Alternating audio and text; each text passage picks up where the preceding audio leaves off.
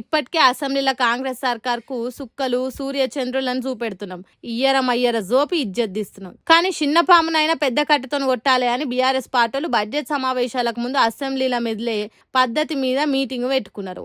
అధికారం కాంగ్రెస్ చేతులు ఉన్నది కాబట్టి ఎమ్మెల్సీల సస్పెండ్ చేసుడు, మైకులు కట్ చేసుడు, వాకౌట్లు చేసుడు అని రాజకీయాలు నడుస్తున్నాయి. అట్లా చేసిన సర్కార్ను ఎట్లా ఇరుకున పెట్టాలి, ఎసొంటి ప్లానింగ్ వేయాలి, ఏ ఎమ్మెల్యే ఏ ముచ్చట మీద మాట్లాడాలనేది మొత్తం మాట్లాడుకున్నారట. గండిపేటలో ఉన్న గోల్కొండ రిసార్ట్ లో ఒక్కరోజు మొత్తం ఇదే చర్చలు నడిచినాయట. అంత మంచిగానే ఉన్నది కానీ తెలంగాణ తొలి సీఎం కేసీఆర్ సార్ కూడా మీటింగుకు వస్తే మంచిగా ఉండేది. ఎందుకంటే ప్రజలు కష్టాలలో ఉన్నప్పుడు నాయకులు ఆ జనం నడుమకు రావాలి. వాళ్ళ సాధక బాధలను అసెంబ్లీలో చెప్పి సర్కార్ను నిలదీయాలి. అసొంటప్పుడే జనం కోసం పని చేసినట్టు. అంతేగాని ఫామ్ హౌస్లు ఉంటే ప్రజానాయకుడు కాదు కదా. అందుకే బీఆర్ఎస్ పార్టీ కార్యకర్తలే కాదు, ఇప్పుడు తెలంగాణ జనాలు కూడా కేసీఆర్ అసెంబ్లీకి వచ్చి కాంగ్రెస్ సర్కార్ను నిలదీస్తే మంచిగుండు అన్నట్టు ఎదురు చూస్తున్నారట.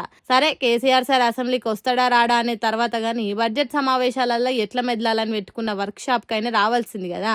ఎవరు ఏం మాట్లాడాలి, కడమోలు ఏం చేయాలనేది చెప్పాలి కదా. కానీ కేసీఆర్ సార్ బయటికి వెళ్ళకపోయేసరికి బీఆర్ఎస్ పార్టీలు కూడా జర బాధపడుతున్నారట.